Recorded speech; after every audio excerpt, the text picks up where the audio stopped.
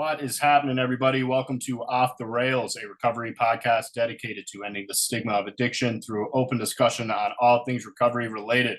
My name is Mark, and with me always is Dave. Today we got a very special guest. Dave, take it away. Yeah, we're super excited to have our next guest on. We have Mr. Worldwide motivational speaker. He's an author, and he's also the founder of Recovery Army Outreach. So we have the official Recovery Mike on here today. Mike, thanks for joining us today, man. Thank you, guys. Thank you. I appreciate it. Thanks.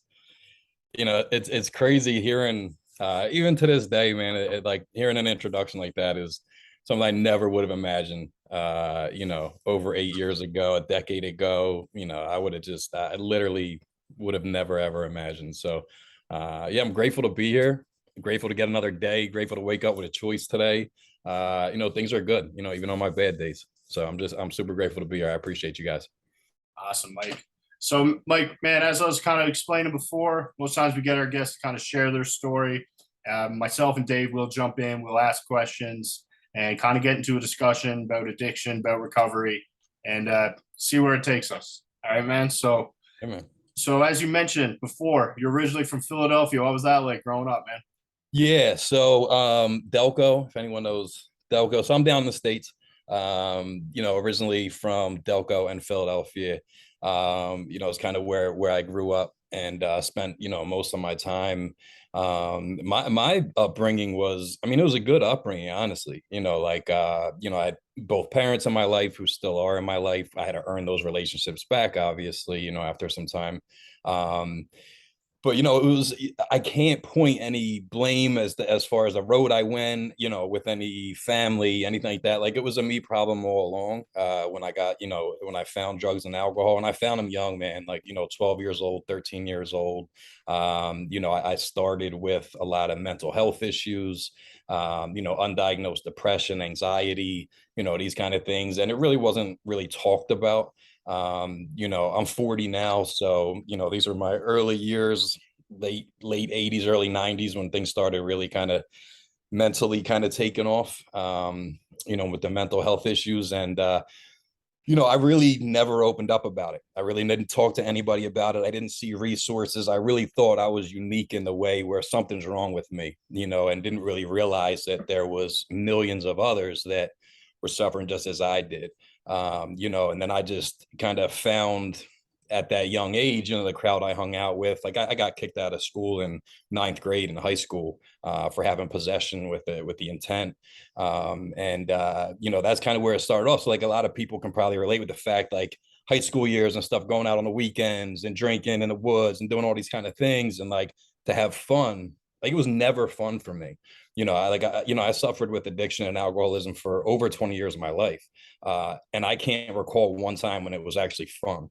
For me, it was a pure escape, from day one. Like, when I found weed and alcohol and pills and like whatever I could put in me, from day one, that became my solution, and it's like, the more I took to kind of bury the way that I was feeling, or just to fit in, or feel like I was a part of, or get that liquid courage, or whatever it may have been, eventually just stopped working. And it became such a dependency at that point, that my choices were kind of gone, and it was just, I was autopilot for quite some time after.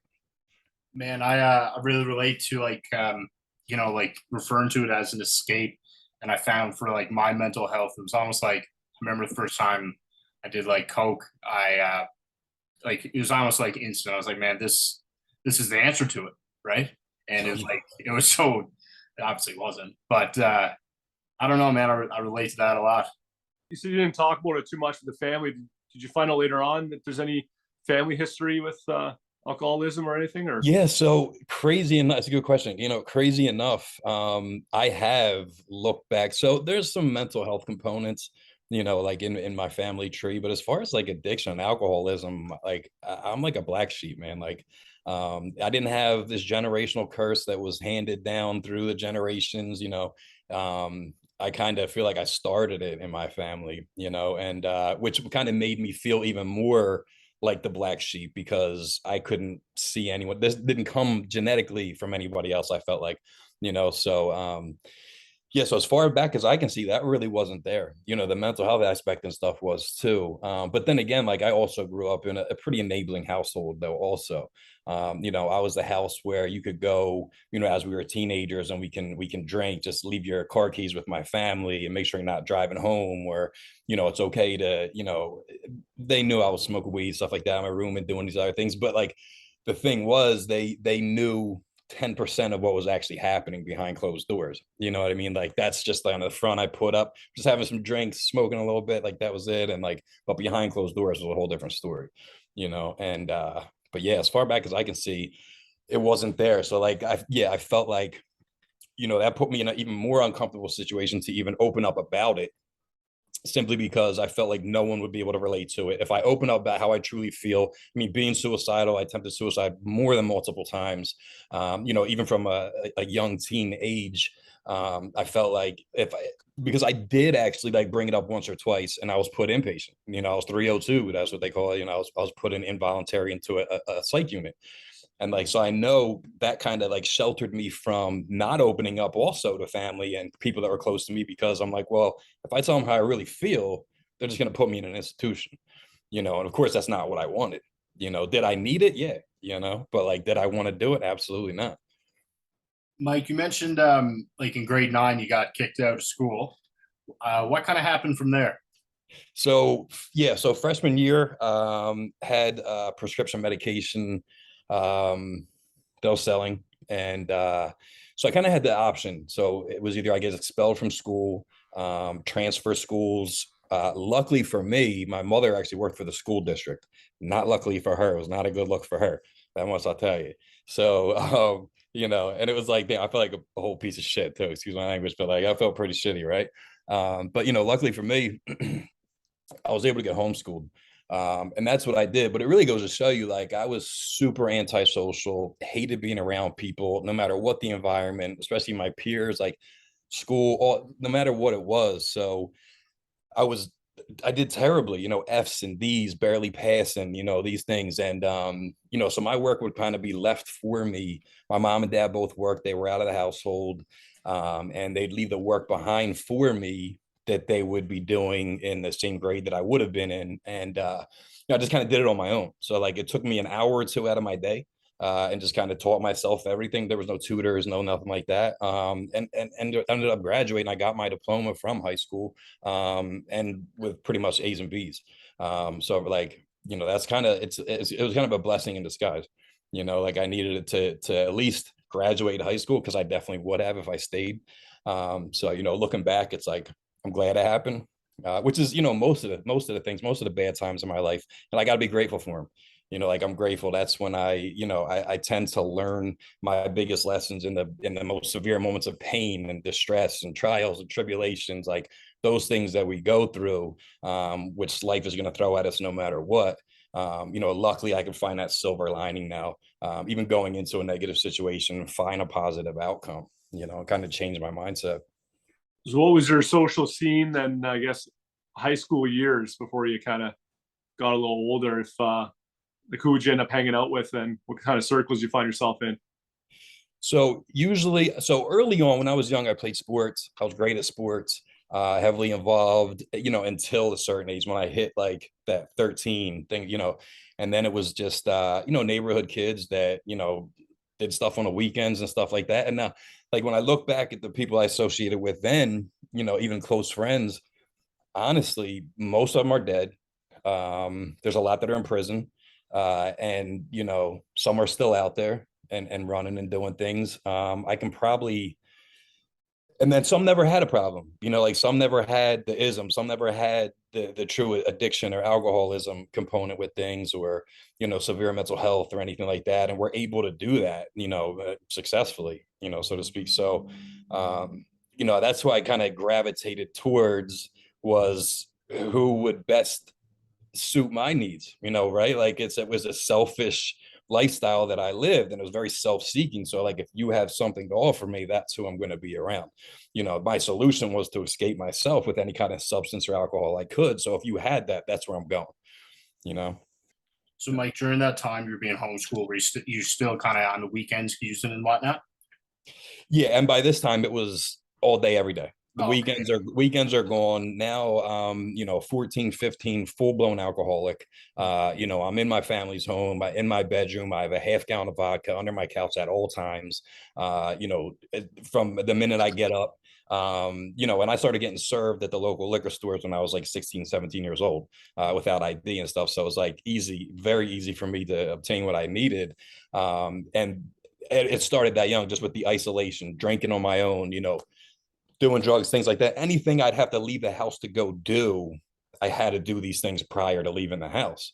I just felt like I couldn't even, like, I mean, there came a point when I was nearly diagnosed agoraphobic where I wouldn't even leave the house. And that was because I didn't have anything in me.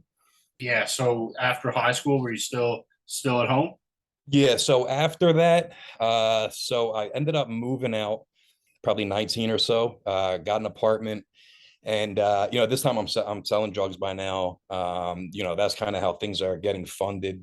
Rent, car, all these things. And I meet a female, and this is one of the things that propelled my use for sure. Losing my grandmother, my great grandmother, as I was young, who ended up being put on hospice in my home, who were really, really, truly there for me, and played a huge part in raising me. And losing them, and not knowing how to deal with that, and properly grieve that, definitely propelled things a lot too. But so I meet this female and I move her in. I'm a very impulsive person. Even today, it's like I always fight these impulses. And back then it was like whatever I wanted to do is what I did. So I had this female move in within a couple months of meeting, gets pregnant. Now by this time I'm already had a couple failed suicide attempts. I'm like 20 years old, probably about to turn 21. And she tells me one day that she's pregnant. And so for me, it was like the state of mind I was in at that point was like, all right, so this is kind of a blessing and a curse. Like my mind's going crazy now. Like, all right, am I going to be able to provide? Am I going to be able to stop using and drinking and to be there for this child? And like, am I ready for this? But at the same time, it was like, this might be exactly what I need to get my stuff together and get on a right track, because I finally have something to live for, right? Like I felt like there was truly nothing to live for. Like I didn't care whether I woke up the next day or not on any given day for a couple of decades. And so the baby was born. It was my first son. And about 8 months into the relationship or so after the child was born, I get a phone call from her mother, and she was like, I don't know if you remember this time when she was supposed to be there and wasn't. But long story short, there's a chance that he might not be yours. And it just devastated me, right? Just hearing this news. So I kind of call her out on it, get a DNA test, and wait 48 hours for the results. At this point, it's the longest 48 hours of my life. I literally felt like my life was dependent on the outcome of that test. Like I'm like, either this is going to be my child and I'm going to try to get my shit together, or it's not, and I'm going to swallow a bullet. Like it's that simple. I felt like that was the only ways to go. One or two. That was it. And so I'm calling and calling and calling. Every hour I'm calling this place, seeing if they get the results early. Like literally waited to like a 49th hour to finally tell me. And they said, like, look, I'm sorry to tell you, there's a 99.9% chance that he's not yours. And I just dropped the phone. I remember just dropping the phone with my head in my hands, and just cried, man, and just lost it. And like that truly propelled and fueled my fire to continue to just exercise my will and do things that I want to do, not worrying about any kind of consequences, not worrying about what it may cost me in the long run, and or even temporarily if it cost me my life. Like I did not care. Followed by another failed suicide attempt, and that's when things kind of escalated and really started taking off there. Was that it for the? I don't want to make assumptions. Was that it for that relationship and with the son as well? So it was this was, so she did finally discuss who it could potentially could be. They got a test done, and that was the case. It was this other individual. And so like for that first year, like I stopped by on like a birthday and Christmas and dropped some gifts off on the front porch and kind of like but it was hard, man.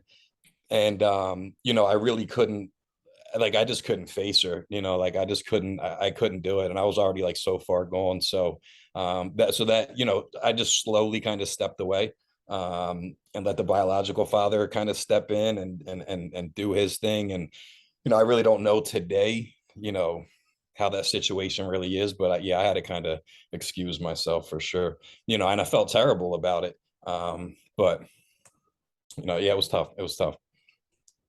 So from there, Mike, man, what I think that is just like I don't like you prepare for things in recovery, right? But I don't know how you.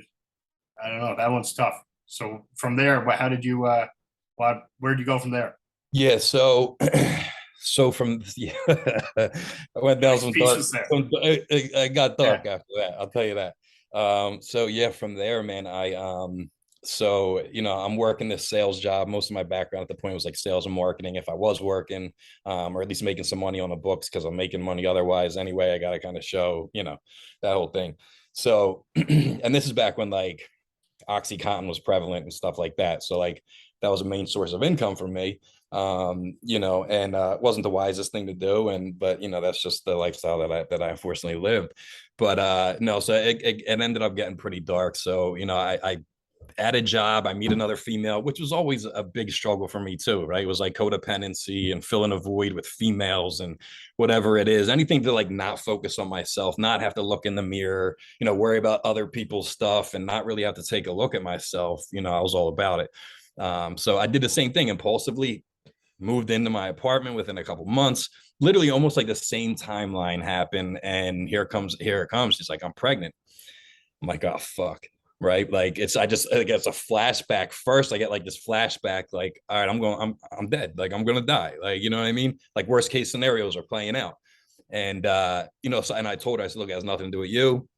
Given my previous experience, which I have told you about before, I have to get a test done because I need to know.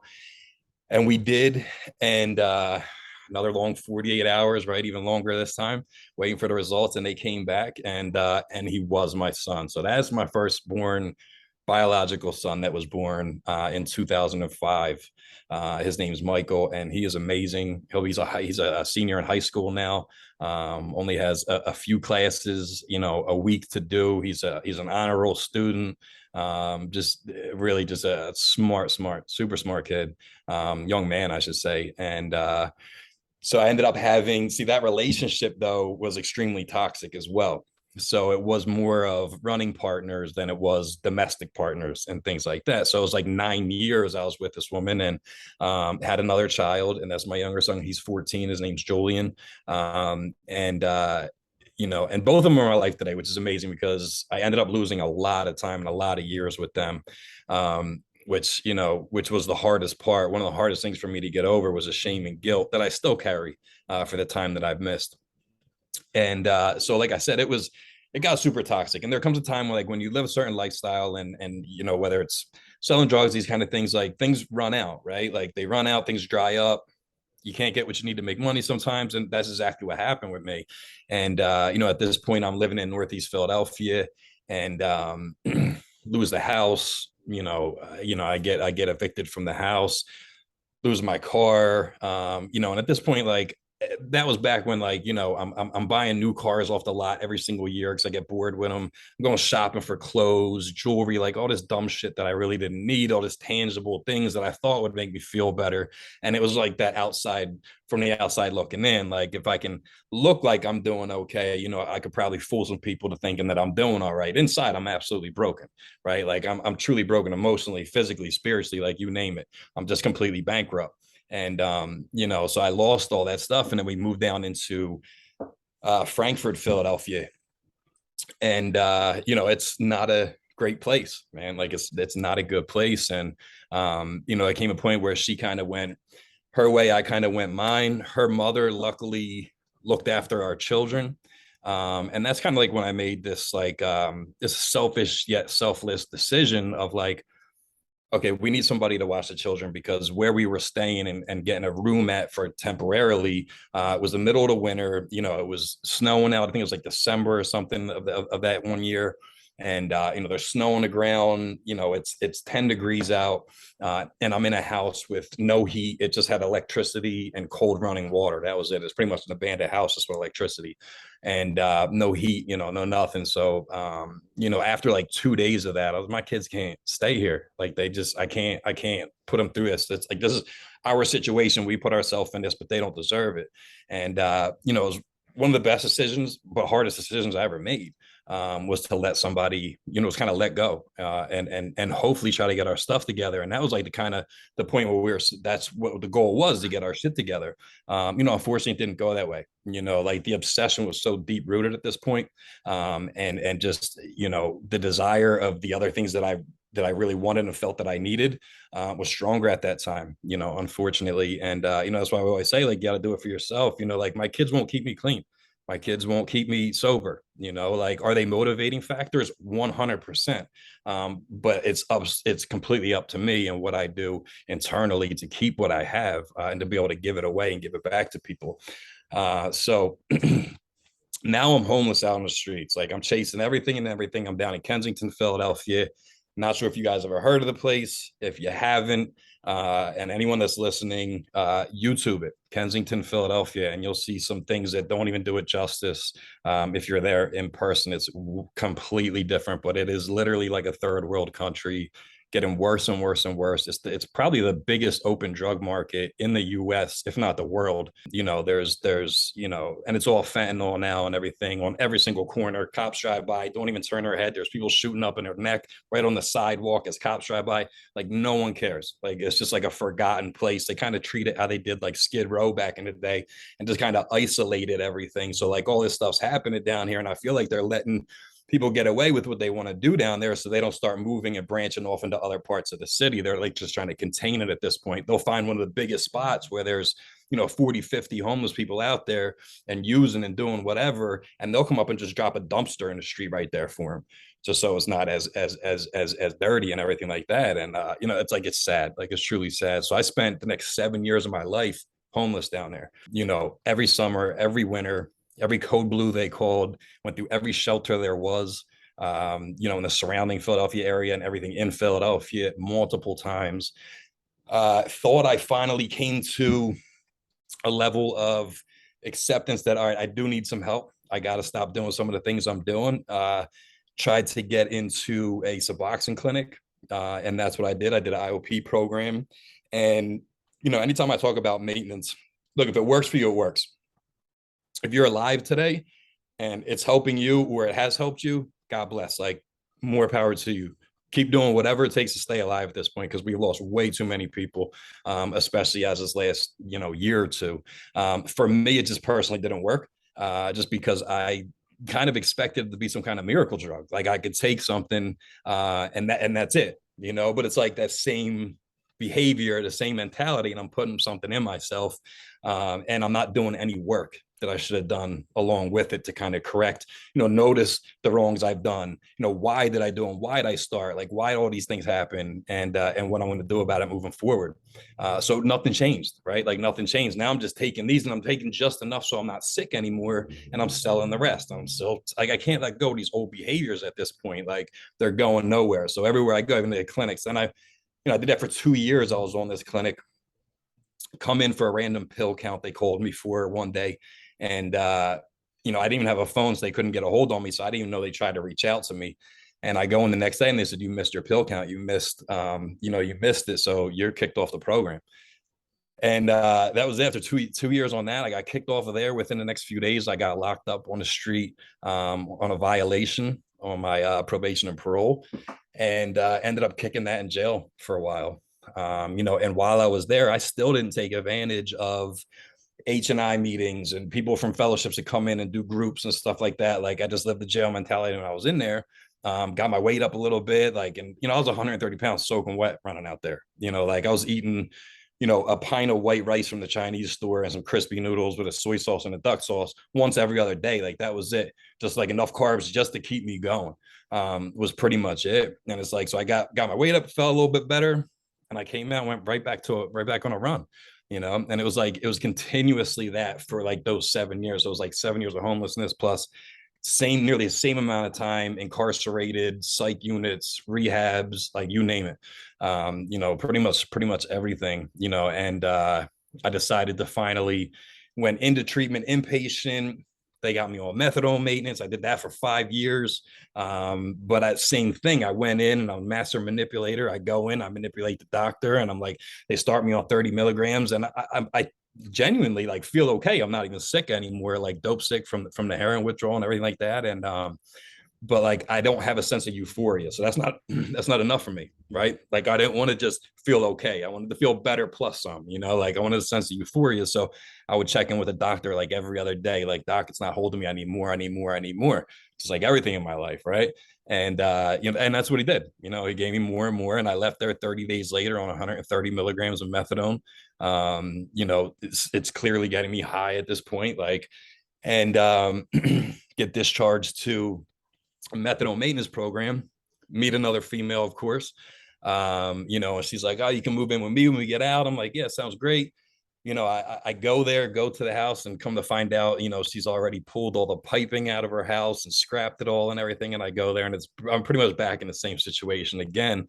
And now I'm dependent on this methadone. I'm not working the program. I'm standing outside of the clinic, before and after, and selling other stuff to help intensify people medication and stuff like that. Like, it's that whole lifestyle I couldn't let go of, the drama and, like all that stuff, and couldn't let it go. So like, no wonder why I wasn't successful, at doing that when I could have been, you know what I mean? I just never took any actual suggestions or guidance from the people I should have listened to. I thought I could do it my way, and, my way just doesn't work. And so, I did that for 5 years, and finally I'm like, I really got fed up with that lifestyle, living on that clinic and everything. I'm like, I got to get off. I talked to the doctor. I asked him if he can take me down, detox me off the medication. And he tells me, yeah, I can take you down like 2 to 4 milligrams a week. I'm on 130 milligrams. I'm like, that's going to take forever. Like, I just don't have the time for that. So of course I do it my way. I just walk off the program. I just leave and don't come back. And that was brutal. 5 years of every single day taking 130 milligrams of methadone was a bad detox, man. And, I stayed in someone else's basement during that time. I lasted about a week. Not using their drug of choice who I stayed with was meth at the time. And, I have this, my disease is talking to me over here, saying, well, why don't you, you feel like shit physically, you're completely exhausted. Like everything hurts right now. Like my hair hurt when I had it. And, and it was like, why don't you just do a little bit of that? Like, and so of course I listened. Right. And that's what I did. Like, for the moment it helped, and then when I'm up 5 days later still and come down, I'm like, holy shit, this is not good. I'm like, this ain't good, I gotta go back away. And so I did. So I went into another treatment, did 28 days there, completed. I'm messing with females, I'm not paying attention to groups, I'm not sharing, I'm not talking, being open and honest and vulnerable with my therapist. I'm not taking advantage of the program. It was just a place to live, really. Like, it never clicked for me, and it's like I did 28 days there, felt like shit the entire time coming off of that, and went and did 45 days and completed another program directly from there. Was still hurting when I left there. And, it wasn't long after that, I ended up getting locked up again. I was wanted in 5 different counties in southeastern PA. And, I got stopped one time, and they found my ID, which I usually kept hidden. Did a thorough search, found my ID, saw that I was wanted in like 5 different counties. And that was the next few years of my life, was just bouncing around from every jail that wanted me, trying to give me all the back time that I owed them, public defenders and, that whole thing. So it was like, that was the next few years. And then I finally, now that was the most time I had my entire life.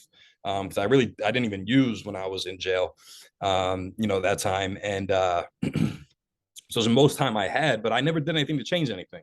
So I was still the same asshole. Like, I'm still the same asshole that I've always been at that point. And, I'm just dry. Like, I haven't used. So I get out, I get discharged to a recovery house back in my stomping grounds in Frankfurt.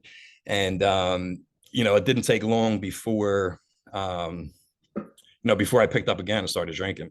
The one thing I did find though that actually helped, that kind of opened my perspective and kind of changed my mindset towards things was service work, which is one of the first times I've actually done something not for myself, when I did something for others and not expect anything back. Like when I got there, I just got out of jail. No one's eating. We're supposed to have 3 meals a day and this and that. And as soon as I walk into the place, the house manager's smoking crack. So I'm like, oh, this is fantastic. Good start.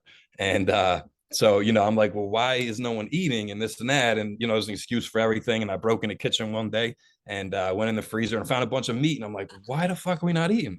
So I decided to just take it upon myself and just start cooking meals. Like, if you ain't going to do it, it's here. Someone's got to fucking do it, right? So I just started cooking meals, like 3 meals a day for all the guys in the house. And like that actually gave me a sense of purpose, like a sense of being dependable, like guys can wake up in the morning and come down and know it's not what it used to be. Like, we're going to get a hot breakfast this morning. Like it actually meant something. I mean, it felt good. Like, and that was the very beginning of like a long transition, like getting that piece of things. And I ended up being a manager of the house. And then once I did that, though, I kind of started getting too involved with everybody else, what they need to do and get to meetings and this and that. And, and, it didn't take long before I'm sending them out to a meeting. And while they're there, I'm upstairs drinking as many Four Locos as I can, before they come back from the meeting. And I hit it pretty well for once in my life. I think so, surprisingly. And, so I stepped down to a step down house. And the first week in that house, I can't pay the rent and I get kicked out. And I'm right back on the street. So then I'm back homeless on the street, and get back into the same lifestyle I was living. Reconnect with some people from previous years, and started selling some substances, stuff like that. And this is kind of when my turning point came, back in 2014. And I was collecting money from someone that owed me some money. It was $20 that day. And I get into a physical altercation with this person. I think I have the upper hand. I start walking away. Little did I know, the guy walks back into his house and comes back out with a hammer and comes up from behind me and cracks me on the side of the head with a hammer. It shatters my cranium. I wake up, I'm bleeding out, laying in the street for a few hours before an ambulance gets to me. Mind you, I'm two blocks from a hospital, but they don't have a trauma center. And so they send me over to another one, rush me into brain surgery. They had to pick pieces of my skull out of my brain. They removed part of my left side of my brain, and then put a titanium plate here and closed it with 30 staples. So you could probably see you might be able to see the scar. Oh, yeah. So it's a horseshoe incision there. I wear it proudly though, man. I do. I just have a hat on today. I normally don't. But I wear it proudly, man, because that was truly the most painful, excruciating thing that I've ever had to go through for that whole next year at least. But it was the best thing that ever happened to me, man. I woke up in the ICU room as John Doe. I didn't know who the fuck I was. I look down, I have IVs hanging out of me, all this crazy cords and stuff. Like, I'm looking around, I'm thinking this is a dream when I woke up, or a nightmare, I should say. Scan the room and I see, I see the whiteboard up here. It has like the nurse's name and everything like that you'd see. Patient name, John Doe. I'm like, who the fuck is that? Right. So I look at, seriously, I look in the mirror. I'm like, who's this fucking guy? Like, half my head shaved, the horseshoe incision with 30 staples closing it. Like, and I don't even know who I'm looking at. Like, I'm just thinking this is an absolute nightmare. This can't be real. Anxiety kicks in and I just went back out. Like, and then I finally came to again. And that's when I truly had a spiritual awakening in this hospital. I've lost everything material wise multiple times in my life. And not just that, the relationships with my children, with my family for like a decade, speaking to absolutely nobody. Anytime I was incarcerated or psych unit, like rehabs, anything like that, there was no letters, no commissary, no phone calls. There was absolutely no support. Even when I was there left for dead on the street, no one was there. No one was there. No one gave a shit. No one was there to save me. You know what I mean? They weren't there. These fair weather friends and all this stuff, like, just weren't there. That's when things really changed, though, like I said. So, like, it gives me goosebumps talking about it. When I'm in that hospital bed, so at this point, I can't walk, talk, or write. So I'm literally like a vegetable in this damn hospital bed, and I don't even know who I am or how I got there. And all I could remember was scripture. was the only thing that I could remember. I was raised in a Christian household, but when I say that, it was more religion then. Like we went to church on Sundays and kind of left it there. This was the day and the time when it became spirituality to me, and I saw what the difference was. It was literally like a third person was reading to me Bible verses. And the biggest, like audibly, like I think I'm schizophrenic at this point or something. Like I don't even know what's going on. But I listened, and it made sense because like the biggest thing that stuck out was the verse that was constantly repeated to me was forgive them for they know not what they do. And I didn't know at that point of why I even was there until they finally came and told me someone tried to kill you. And I'm like, oh shit. Like, and it was all about forgiveness, was everything I just kept hearing. And that's what I did. Like I listened to it, not only like, I know the person. I finally came to remember who the person was and everything. I didn't forgive that person face to face, but I did internally with myself. And just because I'm not going to let it control me, anymore and have any power over me. So like I had to do that. And, I'm sick and that person was sick as well. And I put myself directly in those situations. Like there's no one to blame but myself for doing that. And, that was a point when I finally started taking accountability for my actions, and seeing that I'm the person with the fucking problem. Like all this hell that's been in my life, all these problems I've been through, like I put myself through all of it, and there was so many outs. Like God was there the whole time with so many outs when I look back, and I never took any of them, right? Like until this point. And then finally I'm like, all right, this starts to make sense. So I held on to that. Like I couldn't talk to the nurses or the doctor or anything. That was my only line of communication. This person talking to me, and I know it was my creator at this point. Like I knew that much. And that was the only line of communication I had. So I kept it open. I listened and I talked, just, through my head, through prayer. And it made all the difference, man. Like I said, I've lost all this material stuff time and time again. And family, I lost myself. So this really didn't start just my recovery process. It was my discovery process. It was that whole first year was relearning how to walk, talk, write, physical therapy, speech therapy, vocational therapy, all these things. And, it was extremely painful to finally get to where I needed to be. And I'm just beyond grateful to be there now. And then, years later, finally earned the relationships back with my family. I haven't picked up since. So like I finally earned a relationship back with my family. My kids are in my life. I ended up having another child also, which is a crazy story, which I don't mind getting into if we had time. But like that was my turning point though, man. And that's when things truly, truly changed for me, and knew that there was more out there for me. After a year of even all this intense therapy and stuff, mentally, I still really didn't feel like I was where I needed to be. So I checked myself into a psych unit, and, because I wanted the help. This time I really wanted it and wanted to get better and wanted to do better. I knew there was a calling for me, right? Like I knew it. And I was there for 3 months. Usually you're there for like 14 days or so. My insurance cut me off after 14 days. They scholarship me because they don't know what to do with me. And after 3 months, they finally come to me. They tested me 3 different times cognitively and told me that I'm mentally handicapped all 3 different times. And, I couldn't accept that though. Like I knew I was making progress. They just didn't see it.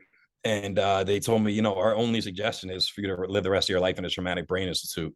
And I absolutely refused. I discharged and moved into a person that was in one of the 12-step fellowship, who I got a chance to meet, who was a complete stranger at that point, and really saved my life, man, and changed the direction of my life and allowed me to stay in his home and really start my recovery process, which really just goes to show you how deep some of these fellowships go, and how truly caring these people are, and the length that they'll go to help anybody, which was a game changer for me again.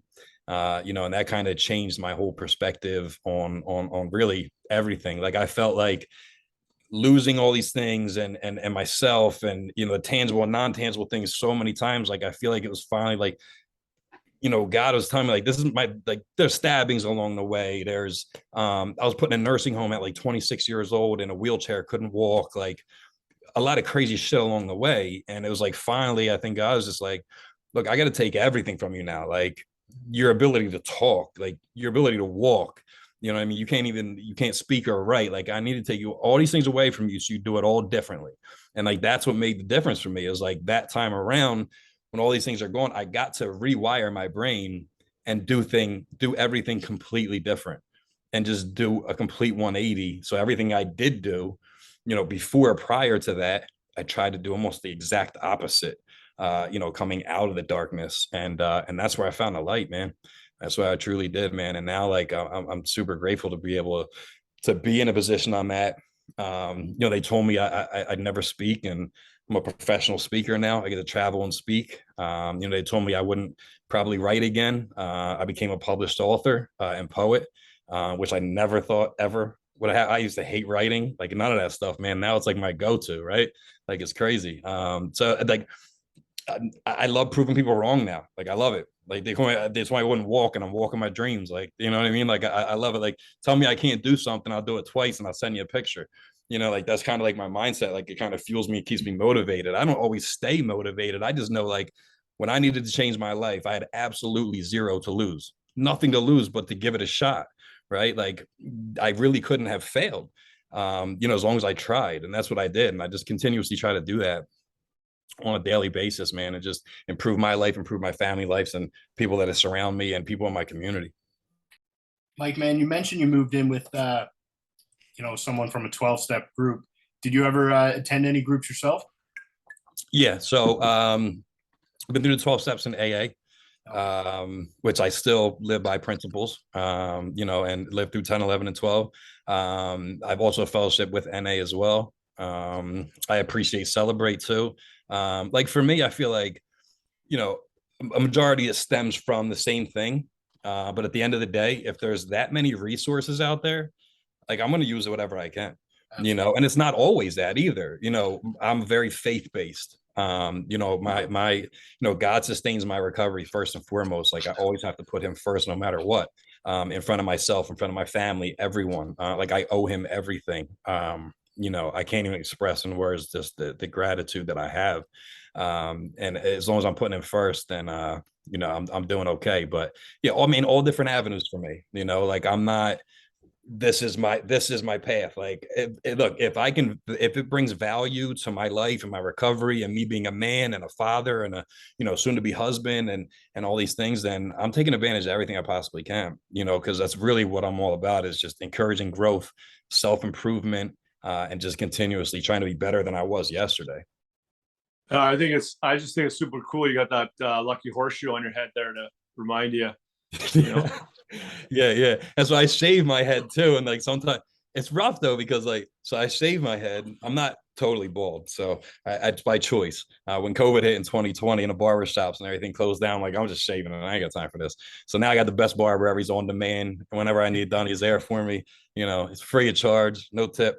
And but I gotta be careful, man, because like even the nerves and shit are still messed up there. So it's like it feels crazy a lot of times. You got to go over certain ways with a razor. I cut myself all the time because it's like pretty indented. And not long ago, actually, just a couple months ago, within a couple days time frame, the mind you, was like 8 years ago when this happened. Out of nowhere, the top part of my head right here actually caved in a little bit, and it was like out of nowhere. And like the pain was crazy and the pressure and all this. I'm like, something's going on. So I had to go to the hospital and go get scans done and everything like that. Luckily, it didn't turn out to be anything serious, and they're not going to go back in there unless it's life threatening. But now it's like migraines are back and like trying to deal with these things and stuff. But it's like I look back in my life and it's just full of so much fucking pain and like, but it's so full of comebacks and like perseverance and resilience and grit. Like, being able to look back at like, damn, I went through all that. Like, so when life throws the challenges at me now, like I feel like I can handle anything, and I'm far from invincible. Believe me, I'm one bad decision away of being right where I was. There's no question about it. But I'm that much more confident in being able to handle a situation without putting a drink in me or like whatever it may be. So I life shows up, man. It sucker punches us in the face time and time again. I don't care whether you're clean and sober or not, like it's gonna happen. Like I got sober, not perfect, you know what I mean? My life is far from fucking perfect, believe me when I tell you, but it's manageable. And I got the right people in my life now who show support when I need assistance. They're there to help out, and likewise with them. And it's like now I know, like, when life comes, the sucker punches me, man, knocks me on that pavement again. Like, I always remind myself that pavement is not made of fucking rubber. Like, that pavement is not a trampoline. Like, I'm not just going to bounce back up. Like, it's going to take, like, I have to look at myself and my situation and things I've been through before and stuff, and realize, like, no, I have to get up. Like, I have to get up, like, get up onto my knees and get up back onto my feet to keep going. But the beauty of having the people in your life that are encouraging, and really inspire you to do better, and are genuinely there for you and care and love for you. It's like, it's not how it used to be, where I'd get knocked out literally and just like come to and have to just crawl myself back up, and with no one to lean on or anything. And it's like I get knocked down on my ass and I look up and there's a hand there. You know what I mean? There's a hand there to help boost me and pull me back up. And it's like, that's the difference, man. And that's just the beauty of recovery, and people that truly genuinely care, man. And to have those people in your life, like, and even now, like, I have to keep a close eye and analyze my circle all the time. Like, attitudes, behaviors, they're all so super contagious, man. You hear the saying, like, you hang out with 4 millionaires, you'll be the fifth. You hang out with four, just stupid people, you're going to be the fifth. Like, it's just, you are who you surround yourself with. Like, and I constantly have to analyze that, and like people that are doing way more than me and just encouraging me to do so, and to be better. Because if not, like, I'm not in, it's not my circle anymore. It's a cage. And like, I've been in this mental prison, in this cage for so long in my life. Like, I can't go back to that. So it's just a constant evaluation of my life, who I'm around with, what I'm doing with my intentions. Are they pure? This is constantly analyzation, a self-analyzation of just, continuously trying to better myself and help other people. That's what's key for me. I wanted to circle back on just on that forgiveness you talked about with, I think that's pretty incredible. I mean, we've talked about it before with forgiveness, but someone trying to literally take your life. When did that come in? I know you said you talked about it when you were hearing the voices, but did you not find forgiveness until later on, or were you able to find that, right away with for that individual? No, I found it pretty early on in the hospital. Yeah, okay. Pretty early on. Like, when it was spoken to me, like, I listened, and I know it wasn't on accident. I know it wasn't just, something like, it was a connection. Like, I've always had the idea of forgiveness, of saying, all right, yeah, like, all right, I forgive you. Like, you're sorry, okay, whatever. And then, like, it is what it is. This time it was like an actual feeling and emotion of forgiveness. Like, and I like the way I like to put it with, like, forgiveness, like, when you forgive someone, two people are set free. You know what I mean? Like, myself and that person. Like, and I have to see the role that I played in everything. Like, I put myself in that situation. I have to see that I was sick, and that other individual was as well. Hurt people like to hurt people. Like, if you're not healing from your traumas and stuff, you're passing on to somebody else. Unfortunately, that's just kind of like human nature. So, like, I got to get past these things. I can't hold resentments. I can't do all these things, because it's going to keep me from living in the present.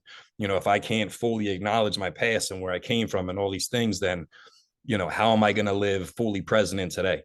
And I try I set short-term goals and long-term goals and try to accomplish these things, because I love the feeling I get now. That's where I get my, my rush from, is like completing things that I didn't even think I could, or other people didn't think I could, and it's like, it's being able to do that has been, just huge, just in my self-development. So, Like, you're the author of Truth Be Told. Yes. Yeah. Truth be told. At what point were you like, I'm going to write a book, and people are going to benefit from my story? When did that happen? So it took a while. So I once I finally, after that first year, was really just getting myself back on my feet, being a human again, which is definitely not an easy task. I mean, I almost gave up so many times, man. Like, I wanted to pick up, I wanted to die, but it was like that mustard seed, man. Like, it was that small percent of faith I held on to that really just pushed me through. And then I got back into work, finally got back into like a marketing position, with like a roofing contractor, and then I started seeing how the stress level started playing on my recovery, now that I care about it and I'm actually trying to like work on it with myself and stuff. Like, so I had to excuse myself from that, and then got into the field of treatment. and addiction and mental health. And, you know, that's when things really definitely started changing even more for me, was being in the field and working right alongside with people. First day coming in, you know, still kicking, still feeling like shit, detoxing, and like really just trying to offer words of encouragement and do groups and, you know, those kind of things. And, you know, was huge for me. And, it wasn't long after that, like, you know, I started sharing my story and stuff like that, and it had an impact on a lot of people. You know, like a lot of people, you know, especially locally and everything when it started, you know the exact places I'm talking about and stuff. And like, you know, like just the odds of even getting out of that kind of place is slim to none. And you know, so I noticed it helping a lot of people. And you know, so it was something that I just put in my mind. I'd love to be able to do it, but then also in my mind, it's a lot of self-doubt started coming in, and fear, like, can I do it? You know, I don't even know anything about how to even get started doing it in the first place. And then I just kind of built up this formula how to do it, and just broke up chapters and sections, and then went back in and filled everything in. And I really didn't try not to hold back at all, man. Like, it was I'm not even gonna lie, it was a traumatic experience writing that damn book, man. Like, I relived everything I wrote in that book when I wrote it, you know. So like, I purposely did that. I really wanted to put myself back in that situation with the same feelings and go through them again and put them down on that paper. So because I really wanted to paint a picture with the words, you know, and have you have that feeling, hopefully not the same feeling, but like truly understand on a more emotional level of what it was for me, and how I found a way out. So, you know, I finally did it, finally got it done. And then the editing process, you know, I did that on my own. Might be a few mistakes here and there. Listen, it was first ever project, dude. I'm proud as shit of it. All right. But you know, it came out good, man. And then published on Amazon. I send out signed copies myself, you know, bring them to different events and stuff like that. Also, we have an ebook on my nonprofit's website. You know, and that's like when things changed too, is like, you know, I met my fiance. I went through a divorce, who I had a child with, who's now 5 years old, stayed sober during it. And that's a whole nother situation. But now I'm engaged to get married. I have another child on the way, which is it's definitely a blessing. And so me and my fiance, who I've known since I was actually 14 years old, reconnected. Someone in her family needed assistance getting the treatment. Within 8, she thought of me, reached out to me. And mind you, we haven't spoken over a decade at this time. And within 8 hours, had him in treatment.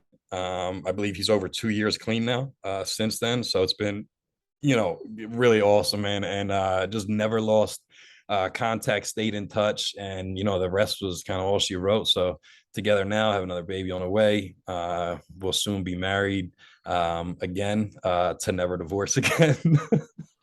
And but you know, we were able to start a nonprofit too. So, you know, Kensington was, you know, holds a special place in my heart, man. As messed up as that place is, it holds a very special place in my heart.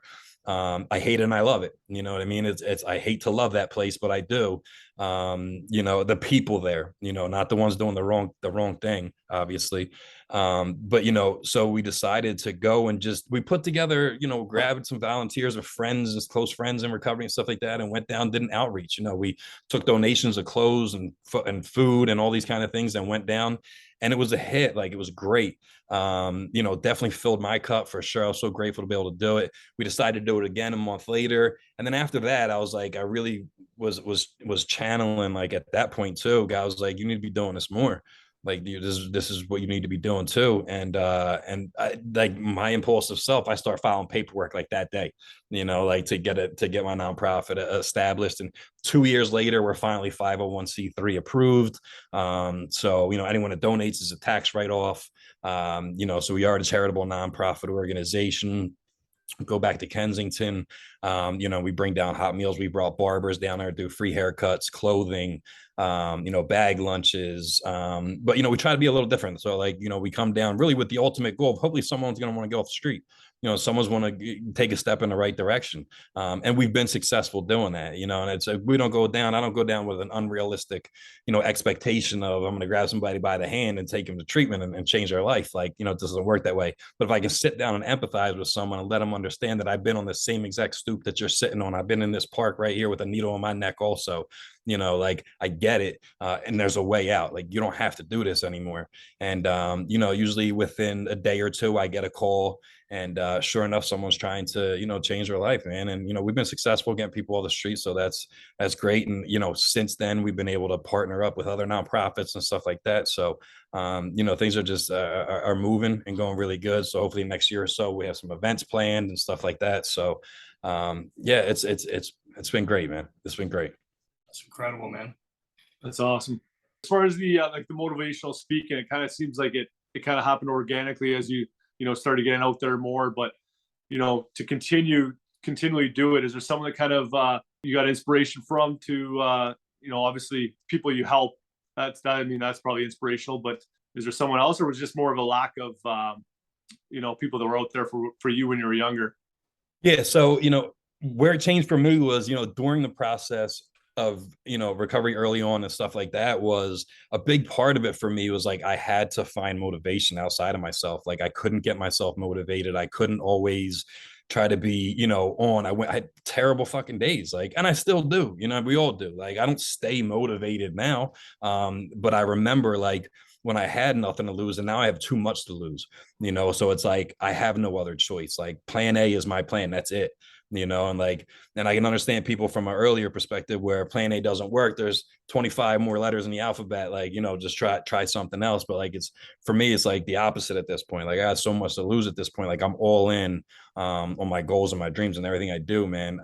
But there's definitely been influential people along the way, just people I found on YouTube, like William King Hollis, which was huge for me. Eric Thomas, Billy Allsbrooks, which is one of my favorite speakers too. Marcus Taylor, great guys. And then to be able to now and then be on YouTube now, and I have my own YouTube channel with public speeches on there now, kind of like motiversity kind of stuff. And I've actually been able to stay in contact and FaceTime with actually William Hollis, who I actually used to rely on his videos to get me through a day, and been able to actually put together a couple tracks with him speaking. So, that's like insane to me, I remember working inpatient and, running groups and stuff like that. And I would do like motivational Mondays and those kind of things. And I play these videos, never knowing within a few years, I'd be having conversations with these people and actually speaking with them, and putting messages out there together. So, yeah, so that just kind of came along organically, from what I felt like I needed to, wait, I can do this too. You know what I mean? It's like, I finally, like, I had, like, I tell you, like, I married my dreams, man. So like I had to break up with self-doubt and I had to cheat on fear, man. Like, that's it. You know what I mean? And like, those are the two things that knock on my door every single morning. And they're always asking me every morning, what's it going to take to break you today? Like, what's it going to take? You know what I mean? Like, that's always like the devil for me is always there trying to knock me off from what I'm intended to do. And it's just like, I feel like nothing can do it, man, because, even, some of the more painful, biggest things have happened in my life since I've been in recovery, but I stayed clean and sober through it. So it's like, that's no longer an option. Like, I'm so grateful and thankful to God that the obsession is gone and lifted, where that's not even an option for me to go to. It's no longer on the table to pick up anything. We kind of started this podcast, a lot of it was to kind of break the stigma of, addiction and all that. But we feel like, I feel like anyways, there's probably a greater stigma around homelessness and some people not really, truly understanding, or even, before probably starting this podcast and hearing some stories, myself not really even having a great understanding of, the people that are really out there. And, do you have anything to say to, to anyone to kind of like enlighten them a little bit on, the people that are out there, they're homeless and kind of, breaking that stigma a bit? Yeah, absolutely, man. And I think it goes right along with anyone struggling too. Just like, you got to remember, like, your current situation is not your permanent destination, right? Like, your current situation does not define you, and it does not tell you where your future is going to be. It just doesn't, You know, like, yet today you may not have a home, you might not have a relationship with your family, you might not have finances, you might not have whatever it may be, but it's obtainable, right? But like, as long as if we sit in these situations and decide not to take any action and expect it to fall in our lap, these changes, unfortunately, it's not going to happen. You know, I think it's a matter of, there are resources out there. Would I like there to be more resources? Absolutely. Like, that's what I'm trying to do myself, you know, like, as offer as many solutions as possible for any kind of situation it may be, with anyone struggling in any aspect of their life. But it comes down to, you know, we've got to put the footwork in, man. Like, if we don't like our situation, when are we going to change it? Like, when is enough going to be enough to finally say, like, I'm fucking sick and tired of this? Like, and if I continue to live this way, it's never going to change. Like, it's just understanding, like, it's never going to change until I finally take a chance to make the choice to change, right? It's like the 3 C's. Like, that's what I have to do. Like, the only reason I was able to change is because it started here, of making that choice to take a chance on myself and actually believing in myself. And I think a lot of, we see that word change as a painful word, because change is not a comfortable process. It's not. You got to jump through hoops, you got to do things you don't want to do, and all these things. But it's kind of like, you know, those challenges are asking you, like, how bad do you really want it? You know, you might pray and say, God, please do this for me. Let me, you know, just, I need a house. All right, but how bad are you willing to do whatever it takes? Are you willing to sacrifice? Are you willing to spend your time, your energy, your effort, and put it all into getting that? Like, because if not, are you truly worthy of it? You know what I'm saying? Like, that's kind of like the question is, like, how bad do you truly want it? Should go directly correlate the path of, you know, the action that you take to accomplish it, you know, and making sure you do whatever you need to do, and utilize everyone you possibly can to try to get in a better situation. Because there are people that care, man, that, you know, just like all of us, dude. And you know, when I you know, I try to help as much as I possibly can with the homelessness community. But you know, unfortunately, it's not always successful, you know. But like I said, all we can do is kind of plant seeds, and you know, hopefully that they get that little bit of rain that gives them the push and a little bit of hope, the little bit of light of hope, and you know, they continue to blossom and change their situation, man, because it is possible. So, Mike, I don't have any questions left for you, man. But what would you say to someone listening that's still kind of struggling? I think, man, honestly, you know, struggle's what made me, man. I'm not, you know, struggle defines who you are. Like, listen, things are going to happen in your life, you know, whether you like it or not. And it's a matter of how you get over it, how you get past it, what you do about it to move on. You know, it's a saying, you know, our life consists of really 10% of things that happen to us and 90% of how we react and respond to it. And it's so true. Like, it's self-mastery. Like, if you can control yourself and just say it is what it is, of all this other shit that happens around you, you become a pretty powerful person. You know, once I realized all these other people and all these other situations, I cannot control them. I can't control them as much as I'd like to. Like, so when these things happen, the only thing I can control is how I react to it and what I do about it. And the last thing I need to do is put myself back in a situation where I was before, or take a couple steps back, when if I just inch my way forward, you know, and not compare myself to other, how far they may be, just focus on my very next step and just keep fucking moving forward. Like, I'm going to be okay. You know what I mean? And the same goes for anyone out there struggling. There's so much, we look at pain as a prison when it's really a passport, man. Like, we really do, you know, like, that's how we learn. We don't learn. You can't learn as a human being if you don't make mistakes, period. Like, that's any invention, anything anyone ever came up with. Like, you learn by trial and error. Same thing with life, man. Like, you're going to make mistakes. Things are not going to go your way, but what are you going to do about it? You know, that's really what it comes down to. And that's what's truly going to build your character, and who you ultimately become is how you respond to things that you don't want and don't want to happen in your life. Awesome, Mike. Thanks a million for joining us today, man. Thank you. I appreciate it. Yeah. So anyone that is interested, you know, want to take a look at the book, is Truth Be Told, the story of an addict turned advocate. You can find it on Amazon. It is difficult to find on there, because I didn't realize when I published it how many books are called Truth Be Told. And I'm like, holy shit, there's dozens of pages. I'm like, what the hell? So people are always hitting me up. I can't find it. So just, you can Google my name, Mike Gliem, Gliem, and just Google it and you'll have links there. And then all my socials are there. Official Recovery Mike on TikTok, Facebook, Instagram, all that stuff. And recoveryarmyoutreach.com is my nonprofit website, where you can get involved in helping us, helping the cause, and continuously chip away at the stigma. We Recover Out Loud, and the ebook is also available on there also.